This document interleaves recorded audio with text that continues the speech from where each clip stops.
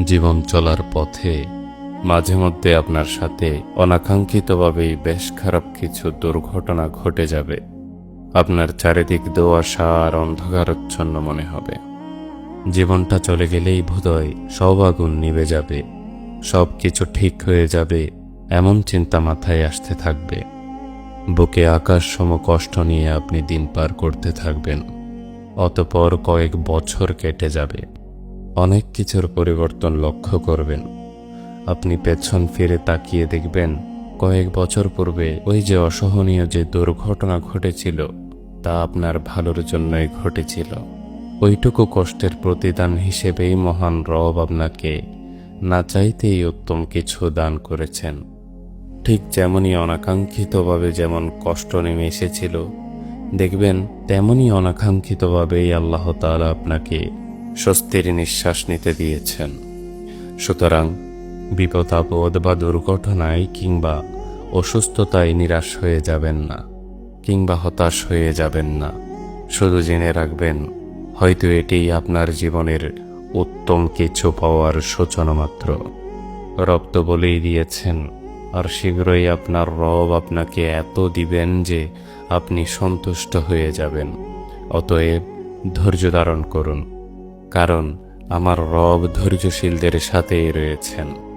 আপনার আজকের অশ্রু জল কাল হতে পারে আনন্দের উচ্ছ্বাস। আপনার আজকের একাকিত্ব কাল হতে পারে প্রশান্ত এক নির্জনতা, যেখানে আপনি বুঝবেন একমাত্র মহান আল্লাহ তাআলাই আপনার জন্য যথেষ্ট ছিলেন। এই পৃথিবীতে আমরা যত কিছুই বুঝি না কেন, আমাদের জ্ঞান অতি সীমিত। আমরা বর্তমান দেখছি, কিন্তু মহান আল্লাহ তাআলা আমাদের ভবিষ্যৎ পূর্বেই লিপিবদ্ধ করে রেখেছেন। আমরা ভাবছি এখন যেটা হারাচ্ছি সেটাই আমাদের জীবনের শেষ সম্বল, অথচ আল্লাহ তাআলাই জানেন সেই হারানোর জিনিসটাই হয়তো আমাদের ধ্বংস ডেকে আনত। তাই সব কিছুতেই আল্লাহর উপর তাওয়াক্কুল রাখুন।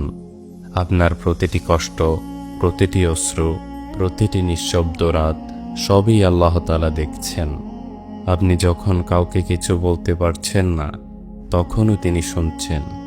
আর একবার যখন আল্লাহ তাআলা আপনার জন্য ভালো কিছু নির্ধারণ করে দেন, তখন যেভাবে আলো এসে অন্ধকারকে সরিয়ে দেয়, ঠিক সেভাবেই তখন সেটি আপনার পূর্বের সমস্ত কষ্ট মুছে দিবে ইনশাআল্লাহ।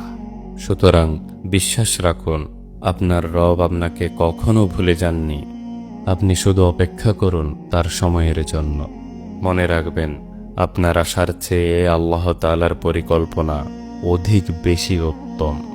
আল্লাহ তাআলা আমাদের সবাইকে ধৈর্যশীল হওয়ার তৌফিক দান করুক।